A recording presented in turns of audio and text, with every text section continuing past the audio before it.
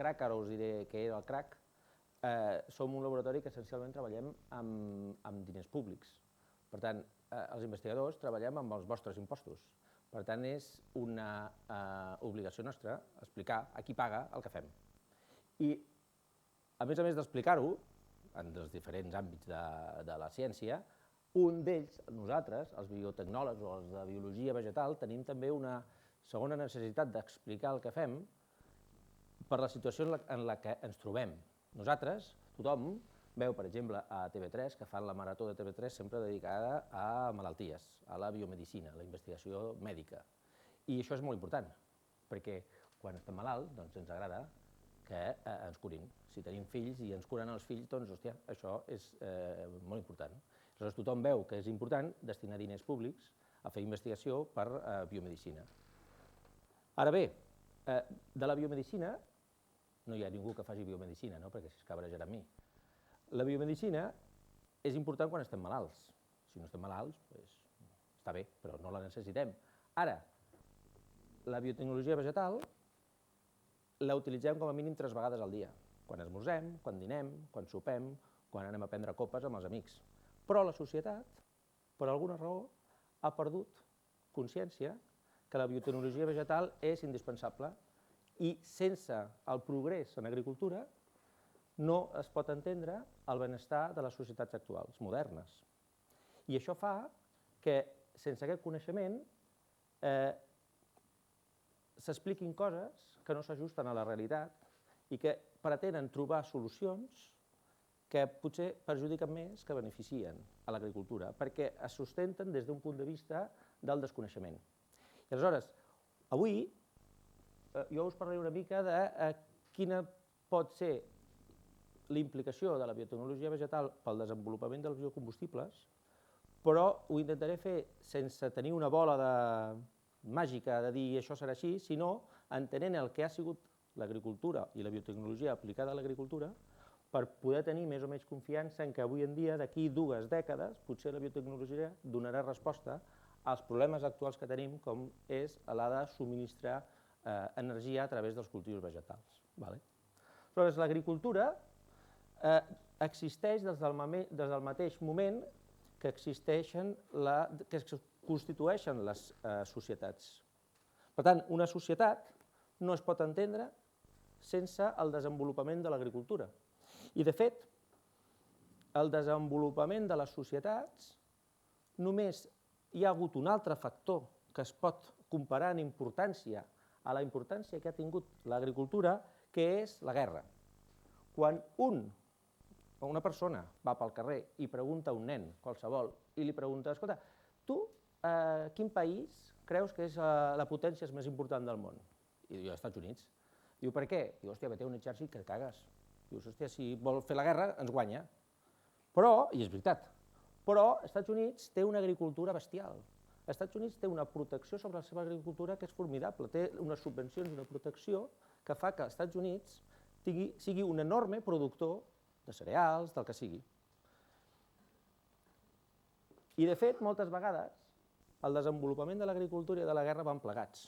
A la Primera Guerra Mundial, per exemple, gràcies a la tecnologia, la que sigui, enginyeria, etc., mentre a Europa estava la Primera Guerra Mundial i els morts passaven a Europa, a Amèrica van descobrir la manera de fer tractors, amb la qual cosa els camps van aplicar la tecnologia amb els tractors i van augmentar enormement la producció de cereals. Cereals són essencialment l'agricultura, d'acord? Amb la qual cosa van augmentar la producció de cereals. Per què? Perquè van aconseguir que un tractor funcionés molt més eficientment que cavalls i, a més, van haver de deixar de créixer, de cultivar camps per donar de menjar a aquests cavalls, amb la qual tots els camps que conreaven eren destinats a producció de cereals i molts d'aquests aliments venien a Europa perquè Europa no podia estar produint aliments perquè estava en guerra.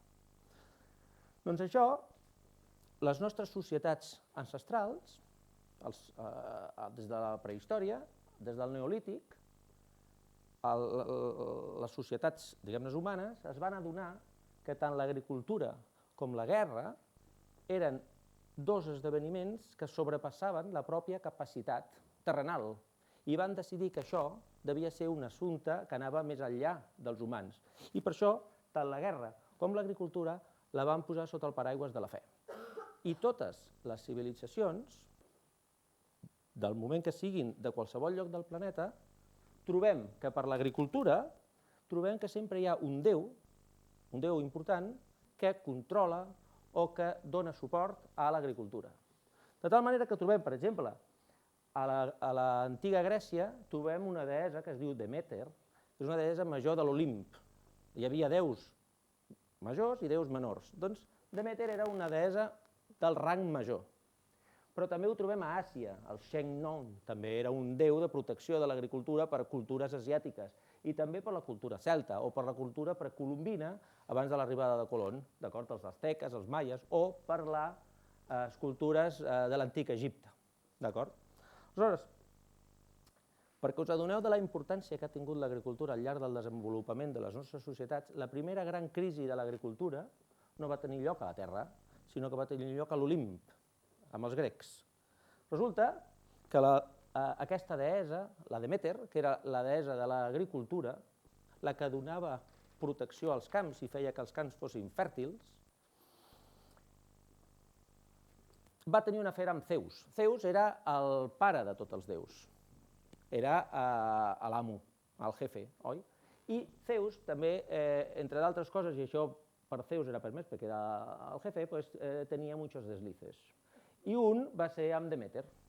De tal manera que d'aquesta relació va sorgir la seva filla, que va dir Persèfone. I aquesta noia, en l'Olimp, anava passejant pels jardins, tota contenta i feliç i ben fermosa, i quan això passa, normalment a la mitologia grega vol dir que alguna cosa dolenta passarà. I en aquest cas el que va passar és que el déu de l'inframón es va encapritxar de Persèfone. Aleshores, aquest déu de l'inframón va demanar a Zeus permís per casar-se amb Persèfone, per endur-se-la a l'inframón. I Zeus va dir, fes el que vulguis, endur-te-la si vols. Total, que se'n va endur a Persèfone a l'inframón. De tal manera que van passar els dies i, clar, Demeter, que estava feliç d'estar amb la seva filla i procurava per la gran productivitat dels camps a la terra, es va deixar de preocupar pels camps i va passar a preocupar-se per saber on estava la seva filla. De tal manera que els camps van deixar de ser productius, perquè Demeter deixava de fer la seva feina. De tal manera que van passar els dies, i Demeter al final va anar a veure el Zeus i li va dir, escolta, què passa amb la meva filla? M'ha arribat que tu saps on és. I va dir, bueno, és que mira, saps què passa? Total, que li va dir, mira, o arregles això, o em tornes a Persèfone, o jo faré que els camps no produeixin res. Els terrenals moriran i no tindràs a ningú per alabar-te. Per tant, troba una solució. Aleshores, Zeus va dir, això se'ns està escapant de les mans, va demanar a Hermes, que és el missatger dels déus, que mediés amb Hades una solució per veure si podíem recuperar la productivitat dels camps perquè Demeter estaria satisfeta. Aleshores, negociant, van arribar a un acord, Hermes va anar a veure l'Hades i van arribar a un acord en el que Persèfone passaria la meitat de l'any amb Hades i l'altra meitat amb Demeter.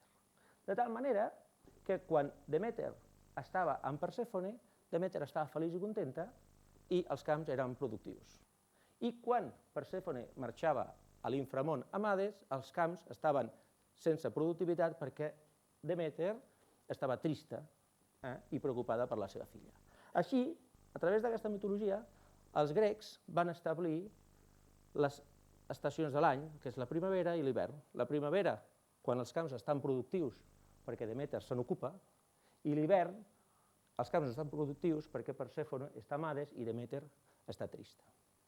Aleshores, clar, els grecs, quan ells creien en els seus déus, ells els veien, els déus. No només creien, sinó que els veien. I a l'època de l'antiga Grècia, amb Ptolomeu, els grecs van crear tot un munt de constel·lacions. I una d'elles és aquesta d'aquí, la constel·lació de Virgo, que en realitat era una imatge de Demeter. Els grecs no veien puntets, veien figures, d'acord? Aleshores, en realitat, aquesta constel·lació de Virgo es pot veure en el firmament, doncs, sobretot a la primavera i a l'estiu, que és quan els camps estan fèrtils.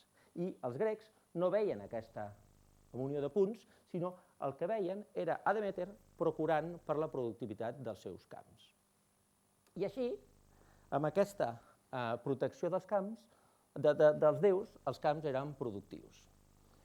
Després van arribar els romans, i els romans sovint van agafar els mateixos déus que els grecs, li van canviar el nom, els van rebatejar i van tirar pel dret. Zeus li van dir Júpiter, a Hermes li van dir Mercuri, i a Demeter li van dir Ceres. I perquè us fixeu de l'enorme importància de l'agricultura a dia d'avui per nosaltres, de Ceres deriva la paraula cereals. I els cereals és el sustentament de la nostra alimentació. Aleshores, durant molts milers d'anys, la humanitat ha anat evolucionant la seva agricultura de tal manera que amb aquelles espècies que en un origen eren salvatges van passar a ser plantes cultivades, les societats van ser sedentàries i van anar inferint millores a aquelles plantes i van ser ja plantes cultivades que no eren plantes originàries, perquè ja són creuaments que són forçats per l'home. Per tant, ja no és pròpiament de la natura, sinó ja està inferint-se allà un efecte de l'home. I així va ser fins a, diguem-ne, arribar al segle XIX. Després del segle XIX ja va començar a aparèixer, diguem-ne, durant 10.000 anys va ser la domesticació pura i dura. Després, a partir del segle XIX, sobretot a la segona meitat del segle XIX, van haver-hi uns descobriments molt importants com de Darwin, de l'evolució de les espècies, o les lleis de Mendel, o dels pesos verds rugosos i llisos, i aquí, amb aquests coneixements de la ciència, ja es va començar a poder fer una introducció dirigida de la genètica per seleccionar unes varietats enfront d'unes altres, amb uns coneixements de genètica. Per tant, van passar d'unes plantes purament cultivades a unes plantes ja millorades per l'home. I això va ser entrant al segle XX. I al segle XX van començar amb aquestes plantes millorades i una altra vegada, a la meitat del segle XX, va haver-hi un gran descobriment que van trobar l'estructura de l'ADN i això, per Watson i Crick, i això va permetre progressar tècnicament i obtenir noves tècniques per millorar les plantes, es van començar a fer cultius in vitro, és a dir, en càmeres controlades, i es va poder començar a fer la introducció dirigida de caràcters. I això es visualitza als inicis dels 80, quan arriben les primeres plantes transgèniques, en les que es pot introduir un gen i fer que les plantes facin una cosa que naturalment no fan. I ja finalment, quan estàvem acabant el segle XX, van començar a arribar la seqüenciació del genoma de les plantes, de tal manera que coneixem la seqüència de tots els gens que la planta necessita per la seva viabilitat, per generar tots els requeriments que necessita per viure. I, per tant, si a l'inici, diguem-ne, del segle XIX, les plantes que van començar al segle eren plantes cultivades, les que van començar al segle XX eren plantes ja millorades, les que comencen al segle XXI, les nostres, podríem dir que són plantes de disseny. Són plantes que, a més de ser el que són, podem fer que facin una cosa que naturalment no fan. D'acord? Aleshores, durant aquest període del segle XX, la segona meitat del segle XX, es va viure un dels avenços més importants que mai ha viscut les societats modernes. I és que, una altra vegada, vinculant la guerra i l'agricultura, després de la Segona Guerra Mundial, a finals dels 40, al principi dels 50, es va veure un increment exponencial en el rendiment de la producció dels cereals. Això no s'havia vist mai en l'evolució de la humanitat. I veieu, aquest increment bestial es deu a tota l'arribada de nova tecnologia, de biotecnologia que anava arribant, que permetia que els cultius anessin pràcticament doblant la seva producció, any rere any. Aquest increment es deu essencialment bé a posteriori de la Segona Guerra Mundial i sobretot té un lloc d'origen clau, que és França, perquè França, després de la Segona Guerra Mundial, van veure que després d'una guerra podien passar gana i van dir això ho haurien d'arreglar. I aleshores aquí va haver una conscienciació i es va crear o van sorgir en aquell moment les grans cooperatives que van donar lloc a grans empreses multinacionals de llavors, d'acord? Que eren les que tenien una pota d'investigació per millorar les llavors i fer que fossin cada vegada més productives. D'acord?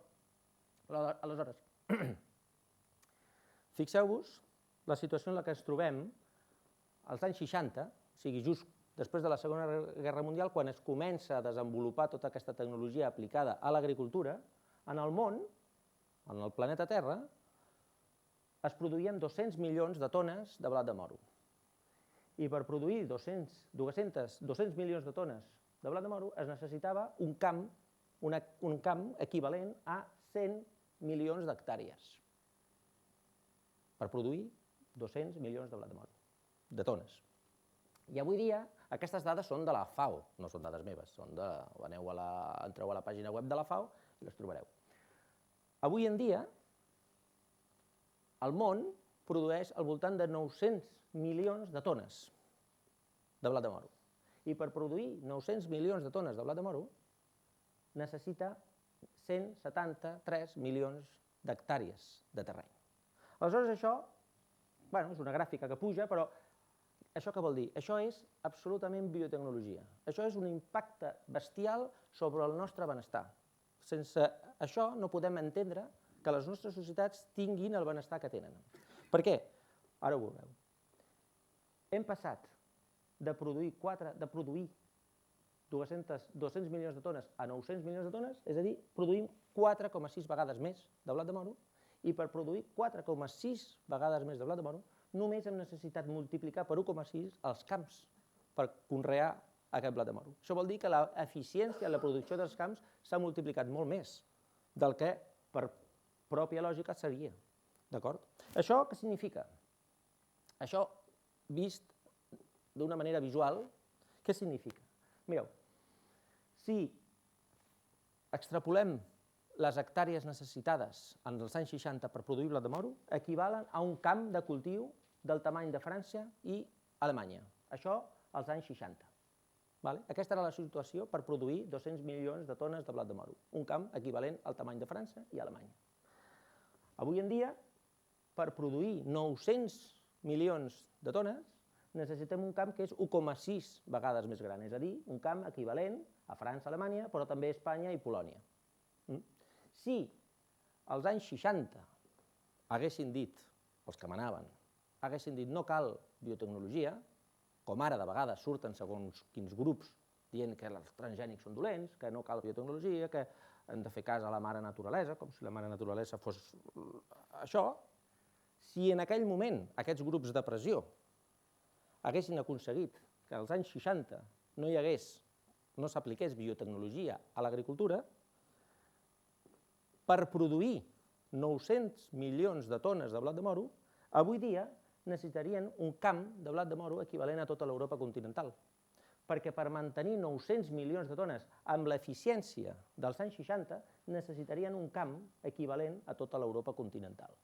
Aleshores, aquí un pot dir, imagineu tot el combustible que ens estalviem de tractors conreant camps per aquí, perquè no els necessitem. Imagineu la quantitat de contaminants que t'estalvies perquè estàs concentrant la productivitat en el camp més petit possible. I també el factor més limitant és la quantitat d'aigua que ens estalviem.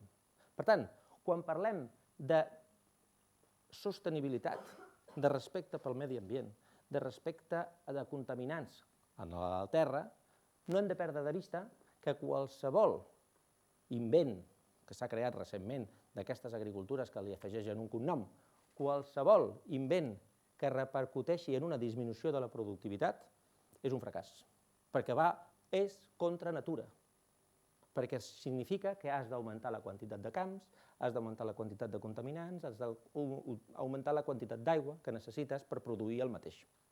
D'acord? Aleshores, fixeu-vos, això si és greu o no és greu.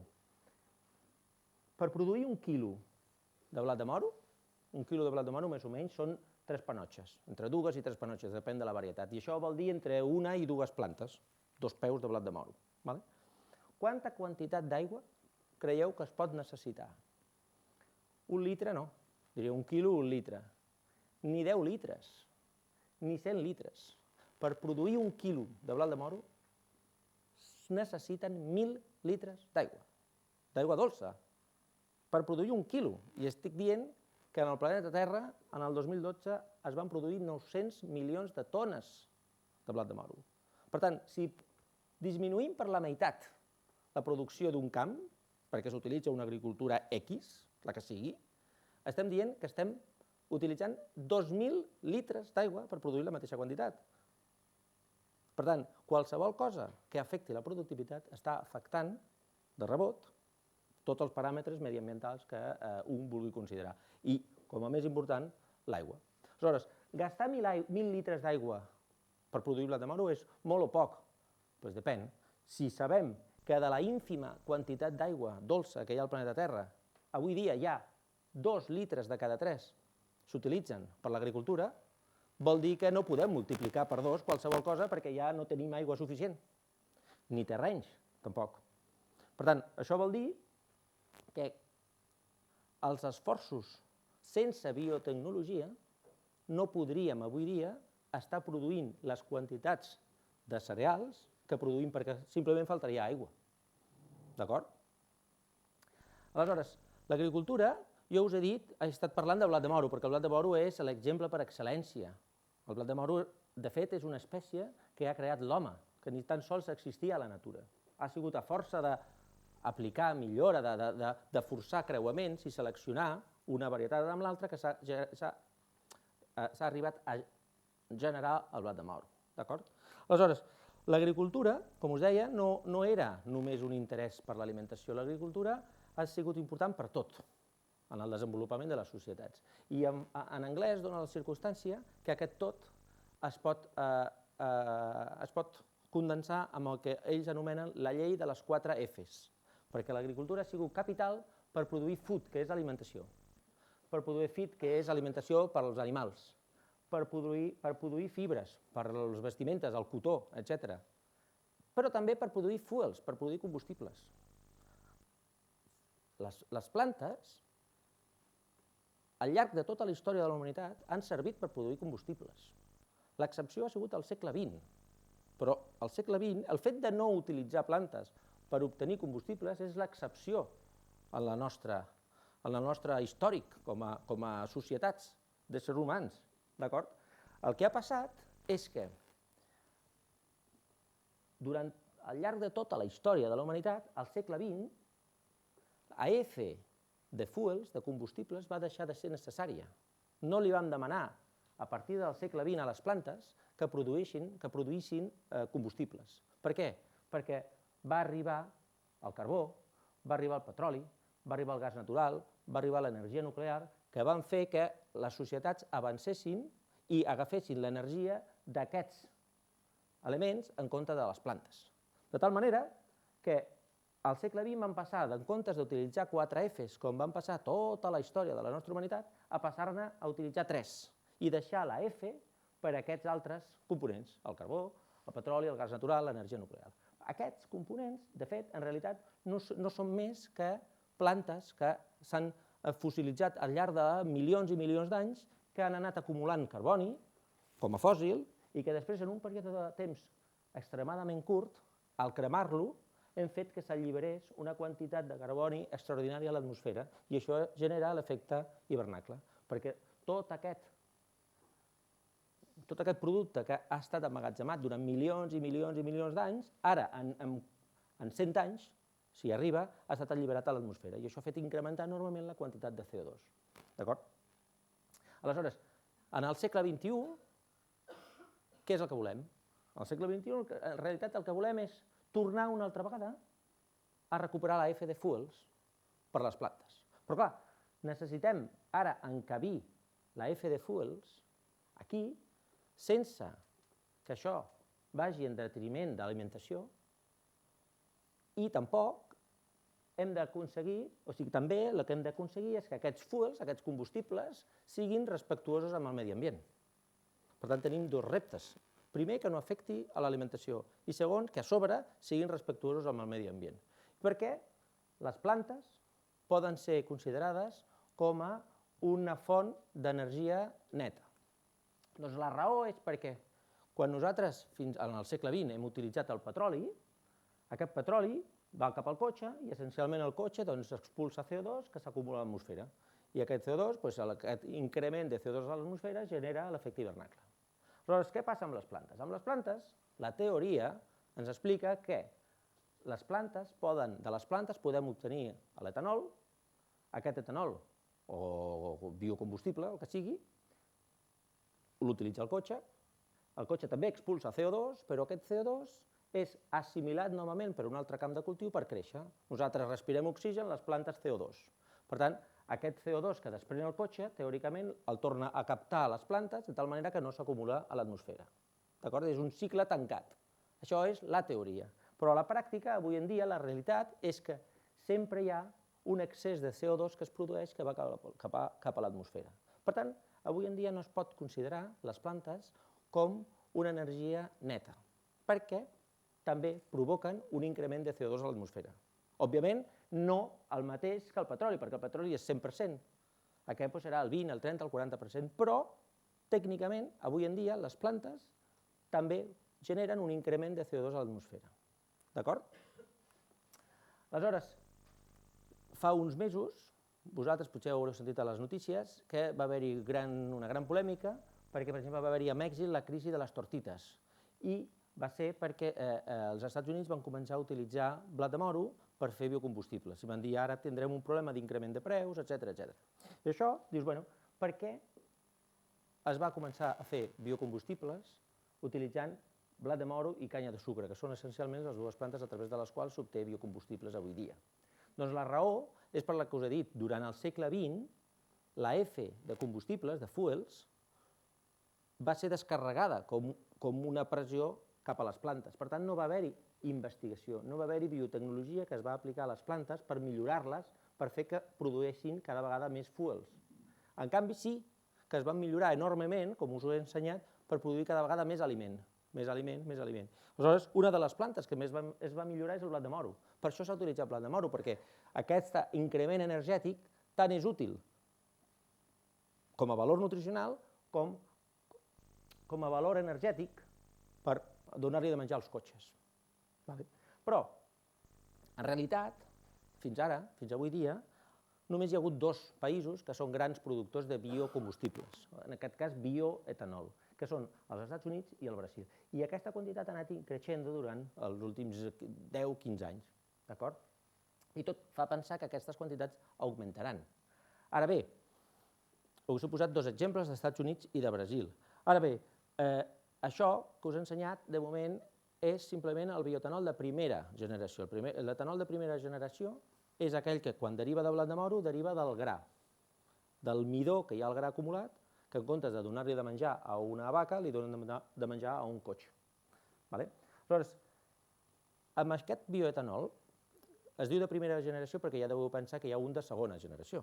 Doncs el de primera generació, que ja, diguem-ne, entre cometes, està obsolet perquè no té gran recorregut. Amb aquest bioetanol de primera generació no podem arribar gaire lluny. Per què? Perquè imagineu el cas d'Alemanya. Poso Alemanya, però és igual per qualsevol país d'Europa. Poso Alemanya també perquè últimament la Merkel sempre parla molt de deixar d'utilitzar l'energia nuclear, de ser els campions del medi ambient.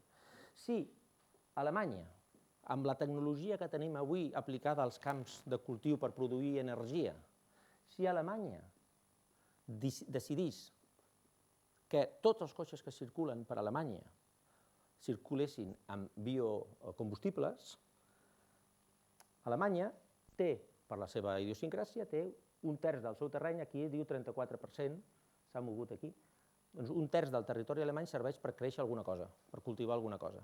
D'acord? Doncs si Alemanya decidís cultivar totes les plantes que necessiten per donar subministrament als seus cotxes per circular en bioetanol o en biocombustibles, Alemanya necessitaria 120% al seu territori. És a dir, necessitaria un tros de Polònia, i aquí els polonesos ja es caguen, perquè fa 60 anys, quan van necessitar espai els alemanys, doncs clar, doncs aleshores ja es veu que la cosa no és viable. Els alemanys no poden utilitzar bioetanol de primera generació perquè no dona per tant als camps de cultiu, d'acord? Ara bé, si Alemanya digués no, més, nosaltres el que farem és deixar d'utilitzar petroli, no utilitzarem gens de petroli, utilitzarem tot energia de les plantes. Aleshores, en aquest cas, necessiten 2 Alemanyes i mitja. Aquí ja estan cagats els països bàltics i Sant Petersburg, perquè necessiten 2 trossos i mig d'Alemanya. És inviable. Per tant, a Alemanya i a Europa, el bioetanol o el biocombustible de primera generació no és cap solució, no té recorregut, no permet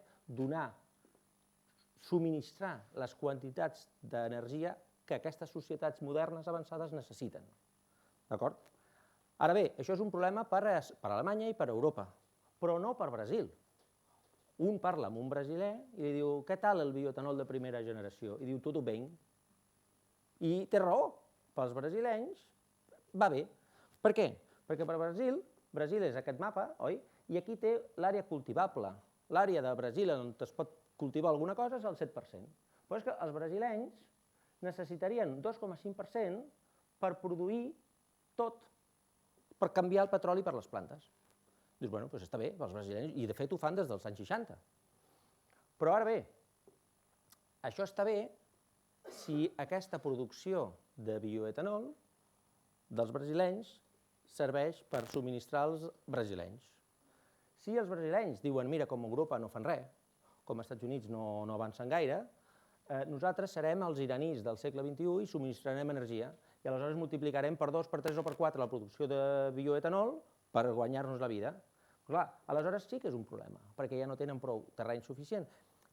Hi ha un efecte indirecte, a més, que és que la canya de sucre, que és el material la matèria prima que utilitzen els brasilenys, creix essencialment a la meitat sud de Brasil, perquè és on hi ha un clima adient per créixer la canya de sucre, i està lluny de l'Amazones. Aleshores, pot dir, bueno, el fet de cultivar canya de sucre no repercuteix a l'Amazones. Qualsevol cosa que impliqui retallar un tros de l'Amazones és cagada, perquè automàticament no hi ha cultiu que sigui sostenible a nivell de medi ambient, perquè no hi ha res més important al planeta per assimilar CO2 que l'Amazones. Per tant, l'Amazones s'ha de respectar. Si l'Amazones es toca, s'ha acabat. Les plantes poden produir etanol, però no seran mediambientalment sostenibles. Aleshores, què passa? Diu, no, la canya de sucre no pot créixer mai a l'Amazones perquè no és un clima en què la canya de sucre pot créixer. Diu, bueno, estem tranquils. No, perquè si els brasilenys decideixen multiplicar per 2 la producció de canya de sucre i ocupen tots aquests terrenys que no estan en verd, els cultius que es poden créixer aquí, aquests potser sí que creixen a l'Amazones. I són aquests els que indirectament retallaran un tros d'Amazones, perquè la canya de sucre estarà expulsant d'altres cultius que aquests sí que poden créixer a l'Amazones. Aleshores, de manera indirecta, la canya de sucre també està afectant, o pot afectar l'Amazones.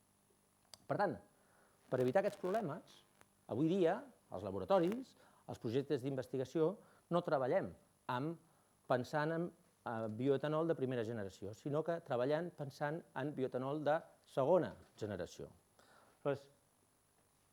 Aquí veieu que totes les prediccions diuen aquí en groc és el bioetanol aquest de primera generació, el que us he ensenyat. Va tenir un boom al principi fins al 2010 i després ja es va estabilitzar i no es preveu que aquest bioetanol continuï pujant perquè no té gaire recorregut. I el que augmentarà són d'altres, la producció de bioetanol que vingui d'una nova generació, de segona generació. D'acord? Això només són les prediccions dels Estats Units.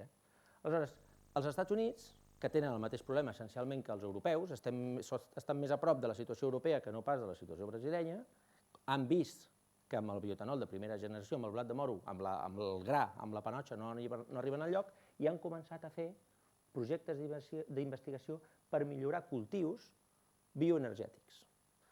Cultius que la raó per la qual es cultiven són per produir energia, a diferència del blat de moro. El blat de moro es cultiva per produir aliments i aquests cultius es cultiven per produir energia. I aquests cultius de les plantes bioenergètiques produeixen bioetanol de segona generació o també el que es diu bioetanol cel·lulòsic, que és el bioetanol de segona generació. En el cas de blat de moro, o en cas de qualsevol planta, és l'etanol que s'obté de tota la planta, de la canya, de les fulles, etc., sense tocar el gra. D'acord? Aleshores, aquestes plantes noves, per les quals no hem tingut temps d'aplicar biotecnologia, per tant no hem tingut temps de millorar-les, Per tant, ens trobem, en l'equivalent de l'alimentació, ens trobem com el 1950, ara comencem a aplicar biotecnologia, com es va començar a aplicar biotecnologia als anys 50 per millorar la producció per l'alimentació. Aquestes plantes, clar, han de ser molt eficients capturant la llum per créixer, han de ser plantes, per exemple, que siguin perennes. Què vol dir? Que el blat de moro, un posa blat de moro, al cap d'un any es mora i has de tornar a sembrar el blat de moro. En canvi, aquestes plantes, només tallant-les, tornen a rebrotar. La talles i tornen a rebrotar, com a qual cosa t'estalvies molts diners. I a més, ha de produir, òbviament, quanta més biomassa, millor, perquè d'aquesta quanta més biomassa, més etanol extraurem. El problema, clar, després són la carta dels Reis Mags, que costi poc cultivar-ho, etc. El problema gran que hi ha en aquestes plantes, gran per una part del planeta, és que aquestes plantes necessiten una quantitat d'aigua per créixer enorme. Però totes aquestes plantes, naturalment, a Espanya no creixen, ni al sud d'Europa. Aquesta planta, per exemple, el miscanthus, és una planta que fins ara tenia només un interès ornamental. I creix molt bé a Anglaterra, perquè tot el dia plou. Aleshores, clar, igual que us dèiem el bioetanol de primera generació, si era bo o dolent, depèn, si estem parlant d'Alemanya o estem parlant de Brasil. Doncs, en aquesta planta, per fer bioetanol de segona generació, pregunta, i el miscanthus és bo o dolent? Depèn si el fem créixer a Anglaterra o si el fem créixer a Cadis.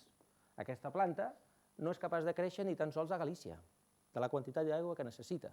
Per tant, per Espanya o pel sud d'Europa, plantejar-se produir bioetanol cel·lulosi perquè és el bo de miscanthus és un problema, perquè no tenim aigua suficient per fer créixer aquestes espècies. Per tant, cada regió del planeta ha de trobar aquelles espècies que millor li convé per les seves infraestructures i per la seva bona climatologia per fer créixer energia. D'acord? Aleshores, els biocombustibles de segona generació us he dit que es produeixen de tota la planta, de la canya, de la fulla, etc. I això tècnicament se'n diu biomassa lignocel·lulòsica. En realitat, lignocel·lulòsica és la fusió de dues paraules, de lignina i de cel·lulosa. La cel·lulosa és un polímer que en realitat és glucosa, sucre, i del sucre és d'on es treu, d'on es transforma, es fermenta en etanol i ja tens el combustible. El problema és que si bé utilitzant la biomassa lignocel·lulòsica no es competeix amb la indústria de l'alimentació, perquè el gra de blat de moro no es toca, això fa entrar noves dificultats, que és el que es deia just fa un moment. Són espècies noves per les quals encara no hem aplicat tecnologia, no hem aplicat biotecnologia vegetal per millorar-les, no hem tingut 50 anys per millorar-les. Per tant, es necessita aplicar biotecnologia per fer-les més productives. Aleshores, un dels majors problemes que tenim és, i per això els americans, per exemple, quan han produït blat de moro no utilitzaven la canya i la fulla, utilitzaven el gra, és perquè la palla és poc productiva. I és molt poc productiva perquè aquesta biomassa lignocel·lulòsica, és a dir, la lignina i la cel·lulosa, és a dir, la cel·lulosa, que és la que té el sucre, es troba a la paret de les cèl·lules. Les cèl·lules vegetals són unes cèl·lules que tenen el nucli, la membrana i ja està. En canvi, les cèl·lules vegetals tenen una paret al voltant, literalment és una paret, i és una paret que està plena de cel·lulosa, de sucre, d'energia, està a rebentar d'energia. El problema d'aquesta energia és que aquesta cel·lulosa s'enganxa amb aquest altre component lignocel·lulòsic, amb la lignina, que és un polímer que fa que s'entrelliguin a la paret, perquè sigui una paret sòlida i sigui robusta, que va molt bé a la planta, però que per nosaltres ens provoca que baixi negativament el valor nutricional del forratge i el valor energètic de la planta. Per això les vaques s'estimen més menjar gra i no menjar palla, perquè la palla és menys energètica, menys nutricional. Si no queda una altra cosa, doncs sí, es fa palla i mengen palla, però és molt millor menjar gra que no pas menjar palla. Tot i que la palla té molta més energia, té molta més cel·lulosa, però una part molt important d'aquesta cel·lulosa no la poden digerir perquè hi ha aquest component que literalment està com embolcallant i segrestant aquest sucre que no li permet a la planta digerir-ho o que dificulta molt l'extracció de la cel·lulosa per convertir-lo en etanol, en una biorefineria. D'acord? Per tant, independentment d'aquesta situació actual, com us deia, les úniques plantes que tenen la capacitat de ser en un futur mediambientalment sostenibles, de realment no generar CO2 a l'atmosfera, són aquestes plantes que us he dit bioenergètiques, de segona generació. Avui dia, com veieu, les de primera generació, el blat de moro, la canya de sucre, etc., aquí diu balanç del CO2, positiu. Positiu és dolent, vol dir que al final de tot el procés hi ha més CO2 a l'atmosfera que al principi, malament. Ha de ser negatiu. Totes aquestes plantes tenen una potencialitat de tenir un CO2 negatiu, un balanç negatiu, és a dir, que la quantitat de CO2 que es produeix en tot el procés, a la biorefineria i el CO2 que expulsa el cotxe, serà menor que la quantitat de CO2 que les plantes assimilaran per créixer. Per tant, seran respectuoses amb el medi ambient. Tenen la capacitat de ser-ho, la potencialitat de ser-ho. Avui dia no ho són, però tenen la capacitat de ser-ho. D'acord? Per tant, aquí és on juga la biotecnologia vegetal. Us he parlat de Demeter en el passat, us he parlat de la situació actual a la que som, i aquesta diapositiva és la transició entre on estem i on podem estar d'aquí 2 dècades. Podem intentar imaginar, igual que us he ensenyat la gràfica del 1950, com enormement ha augmentat la productivitat dels cereals des de l'any 50 fins a ara, doncs podem preveure que si utilitzem biotecnologia vegetal, si apliquem biotecnologia a l'agricultura, com hem fet al llarg de tota la història de la nostra humanitat, però si ara concentrem els nostres esforços de biotecnologia a la millora d'aquestes espècies que han de suportar essencialment la F de fuels per subministrar energia a les societats modernes, aquí veieu que hi ha tot un munt de possibilitats que s'obren i diferents laboratoris s'estan investigant en diferents seccions del coneixement. Com? Doncs intentar saber quins són els gens d'aquestes espècies, seqüenciar els seus genomes, per exemple. Fer genòmica funcional significa comparar les funcions dels gens d'una planta amb l'altra per saber què és exactament el que fa, etc.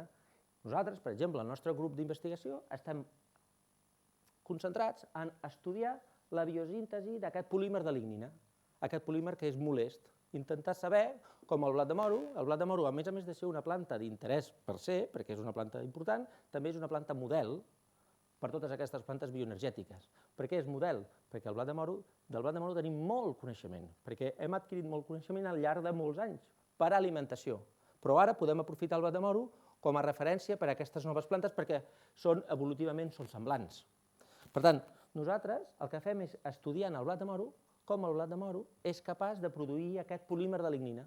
I el que volem fer és, primer, modificar aquest polímer, per exemple, fent plantes transgèniques de laboratori, aquestes plantes no van a camp, li afectem la síntesi d'aquest polímer i veiem com això afecta, com repercuteix aquesta dificultat que nosaltres li hem generat a la planta en la seva associació amb la cel·lulosa i veure si aquestes plantes, d'aquestes plantes que tenen pertorbat la síntesi d'aquest polímer, de resultes d'això podem extreure 2 o 3 o 4 vegades més de cel·lulosa, de tal manera que quanta més cel·lulosa es pugui extreure per fer etanol, més està augmentant l'eficiència en la producció. D'acord? Doncs, després d'aquí una dècada o d'aquí 2 dècades, potser la biotecnologia vegetal, la biotecnologia aplicada a l'agricultura, haurà permès evitar que existeixi la competició que hi ha ara entre els camps que es destinen a la producció de bioenergia amb els camps que es destinen a la producció d'aliments. Qualsevol cosa que faci disminuir o que comprometi la producció d'aliments, malament. També podrà permetre generar un balanç negatiu, això que us explicava del CO2, que realment la quantitat de CO2 que es produeix, que es genera en una biorefineria per passar del sucre a l'etanol i el que expulsa el cotxe sigui menor que la quantitat de CO2 que realment la planta està assimilant, per tant que sigui realment mediambientalment sostenible, respectuosa amb el medi ambient. I per últim, també permetrà minimitzar la quantitat de camps que es necessiten. Allò que es deia al principi, reduir quan més millor els camps, és a dir, augmentar la producció quan més millor, perquè això permet produir molt gastant poca aigua, pocs contaminants, etc. Doncs si aconseguim això, aplicant biotecnologia durant 10 anys, 15 anys, 20 anys, 2 dècades, no ho sabem, això, de retruc, és segur que farà que la societat els accepti, com ha acceptat qualsevol altra millora. que ha arribat des de la biotecnologia, perquè és les millores que ens han fet arribar fins aquí. D'acord? I ja, per últim, per acabar, us diré que això, penseu que els primers cotxes que va generar el Henry Ford funcionaven amb etanol. Al principi del segle XX, els cotxes funcionaven amb etanol. L'únic que va passar és que aquest és el model que es diu Tin Lisi. Aquest model, en realitat, era una barreja de petroli i d'etanol. Doncs el que va passar literalment a principis del segle XX és que va haver-hi literalment una guerra entre els dos sectors, d'etanol i de petroli. I literalment va haver-hi una guerra en què van guanyar els que utilitzaven petroli. I per tant els cotxes van passar tots a utilitzar derivats de petroli, en comptes d'utilitzar derivats de plantes. I per aquest motiu les plantes no han estat mai millorades per fer bioetanol. Si en aquell moment, en el segle XX, en els anys 20 del segle XX, hagués guanyat la batalla jurídica, etc., les empreses que subministraven etanol en comptes de gasolina, doncs avui dia tindríem unes plantes absolutament millorades capaces d'abastir d'energia a les societats modernes. Però com no les hem tingut, ara ens toca fer-ho, però clar, necessitem 10, 15, 20 anys per produir les plantes millorades capaces de subministrar les quantitats que les nostres societats requereixen, per no trobar-nos com el cas d'Alemanya, que és literalment impossible. I ja veieu, per acabar, el que deia el Henry Ford, el New York Times, això estem parlant del 1925, deia, d'energia n'hi ha per tot arreu. Qualsevol camp de cultiu està ple d'energia. Per què? Perquè totes les plantes estaven plenes de cel·lulosa, estaven plenes de sucre, que es podien convertir en etanol. El problema és que no hem aplicat biotecnologia. Ara és el moment de fer-ho, però necessitem temps. Això és tot. Gràcies per la vostra atenció.